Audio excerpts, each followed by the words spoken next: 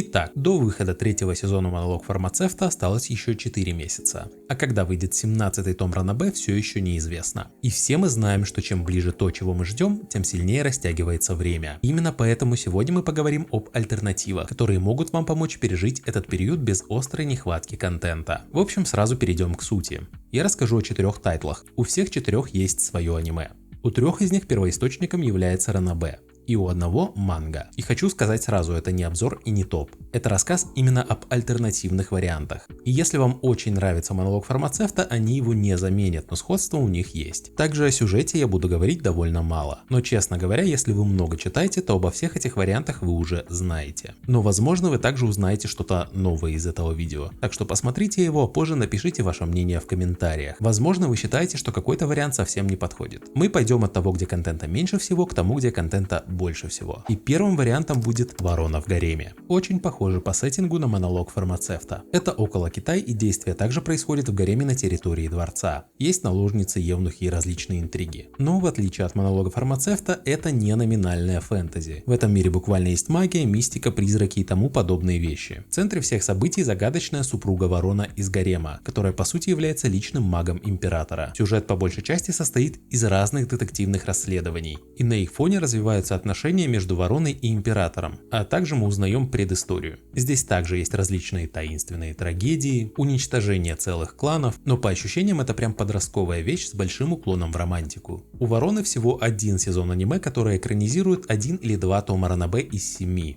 Но перевод я нашел только до 5-го тома. И вообще ранобэ довольно короткая. И если вам такое интересно, вы можете посмотреть пару серий аниме, а там может и прочитайте. А следующими в списке будут ложные выводы. Справедливо говоря, с «Монологом фармацевта» ложные выводы имеют мало общего. Сеттингом здесь является современная Япония. И это также настоящая фэнтези про различных духов, аякаши, богов и демонов. А также про избранную ими богиню, девушку без одной ноги и глаза, которая решает их проблемы. Но каких-то специфических способностей, кроме собственной дедукции и возможности видеть этих самых духов, у нее нет. Но зато у нее есть парень из семьи, что делал из своих детей мутантов. И после того, как он съел 2 аякаши, он стал бессмертным, а точнее он постоянно оживает. А также он видит различные варианты будущего перед тем, как воскреснуть. Сюжет в основном состоит почти полностью из различных расследований и решений проблем духов. Но иногда автор дает фрагменты глобального сюжета про двоюродную сестру парня главной героини, которая является точно таким же мутантом. Кстати, из-за того факта, что эти двое съели аякаши, другие духи видят их как ужасных монстров. Еще иногда бывают моменты, когда главная героиня занимается ментальной гимнастикой, чтобы объяснить различные явления местному богу или духу. Романтики довольно мало и отношения там специфические. Если вас больше интересуют детективные истории, притом с довольно интересными ситуациями с различной мистикой, а также японской мифологией и городскими легендами, то вы либо можете посмотреть аж 2 сезона аниме, второй сезон, как по мне, лучше и интереснее, особенно дело в конце, либо прочитать мангу, у которой есть 24 тома. Перевод на английский я не нашел, а на русском есть 14 томов. Манга в целом довольно красивая, и иногда порядок дел в манге и аниме может различаться. А следующим у нас будет «Ворон не выбирает господина». И на данный момент единственный сезон аниме, притом довольно хороший, который основан на серии книг, цикл под названием «Ятагарасу». Экранизирует 3 книги из 6. Если говорить о схожести с «Монологом», ну это тоже детектив. Сеттинг не Китай, а Япония. Точнее мифический, можно сказать, параллельный мир воронов Ятагарасу. Лор тут довольно обширно, объяснять, как там все устроено, будет довольно долго. И тут почти все персонажи — это трехногие вороны, что обращаются в людей. Если вам нравится разбираться в лоре, мифологии и различных отношениях, то пожалуйста, это прям для вас. Достаточно просто посмотреть на различные схемочки в начале книг. О том, кто чей сын, кто чья дочь и кто кому как относится. Главным героем здесь является слуга по имени Юкия. Но вообще-то он представитель одного из знатных домов. Но с его происхождением не все чисто, и он более знатный, чем остальные члены его семьи. Юкия служит в Акамии, истинному золотому ворону. По сути, он избранный правитель, тот, кто должен решить все проблемы страны и думать о народе. Избранный в том смысле, что он тот самый избранный персонаж. И Ваками личность довольно специфическая, очень эксцентричный и склонен к своеобразным поступкам. Сюжет также состоит из раскрытия заговоров, проблем страны, таких как распространение нового таинственного наркотика и проникновение в страну обезьян, которые этих самых воронов пожирают. Как я ранее сказал, первый сезон экранизирует 3 книги из цикла. И что интересно, события из книг про избрание невесты в аниме нам показывают параллельно с остальными событиями. И оно все тоже довольно интересное, но романтики тут также особо нету. Если вам больше интересны интриги, разбирательства со всякими государственными происшествиями, а также вам интересно шиперить слугу и господина, то оно вам точно надо. И последний вариант, на самом деле он меньше всего похож на монолог фармацевта. Вот прям начиная от сеттинга и заканчивая ядром сюжета. Я вставил его, во-первых, потому что как будто бы для того, чтобы стать альтернативой фармацевту, у него есть все, а во-вторых, мне этот тайтл просто нравится. Революция книжного червя. Да, это исекай, да, тут нет детектива.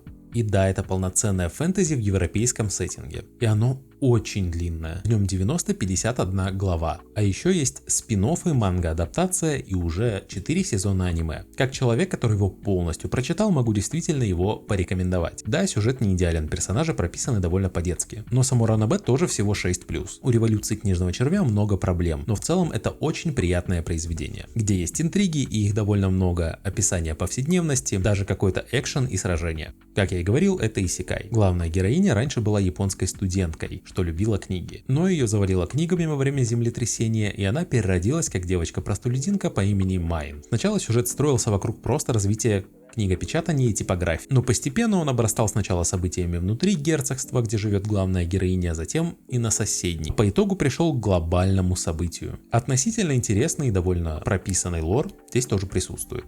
И все это было довольно интересно прочитать. И первые 3 сезона аниме в целом тоже довольно неплохие, 4-й я пока не смотрел. Хотя и есть затянутые моменты. И некоторые сюжетные линии были довольно слабо завершены, но общий итог вполне неплохой. Еще немного добавлю про внутреннюю мифологию. Здесь есть описание разных герцогств, также описано, как работает магия, есть свой собственный пантеон богов, магические инструменты и так далее. А еще очень хорошие иллюстрации. Но если вы решите именно смотреть аниме, то должен предупредить. Было вырезано довольно много мелких подробностей и небольших моментов. Но это ограничение самого формата.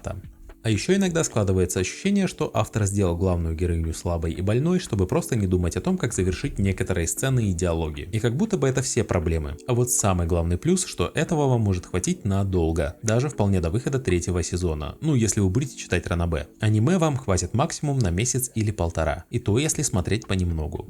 Так, во время монтажа я вспомнил об еще одном хорошем варианте. Кости под ногами Сакурако. Перевод ранобэ заброшен на 11 главе, у манга адаптации всего 2 тома, но есть целый сезон аниме. Это процедуральный детектив, то есть можно просто включить и заниматься своими делами. А действие происходит в современной Японии. И да, это единственное аниме из списка, которое не является фэнтези. Также это довольно неплохой сериал на вечер, можно смотреть, как довольно странная Сакурако расследует преступление, опираясь на то, что узнала по костям. А повествование идет от лица ее помощника. В общем, тоже может подойти как замена на короткое время. Есть, конечно, и другие варианты, помимо этих 4. Можно почитать также другие работы от автора монолога фармацевта. Перевод у них есть, но все они довольно короткие. Или можно прочитать веб-новеллу и узнать о разнице с официально изданной версией. Это тоже варианты, почему нет. А еще можно пойти вообще в другом направлении и посмотреть или прочитать что-то совсем другое. Например, есть «Мой домашний герой». Очень хороший триллер, но довольно жестокий моментами. Или «Шангри-Ла Фронтир», особенно в веб-новеллу, да, там 950 глав. Это очень много, но очень весело. Это я тоже прочитал, но до актуальной главы и сейчас жду перевода. В общем, я дал вам варианты. Вы можете это проигнорировать и выбрать что-то по своему вкусу, или просто ждать аниме или нового тома ранобэ. А если у вас есть что сказать, обязательно поставьте комментарий. Оцените видео и подпишитесь. Это мотивирует работать дальше. И на этом все.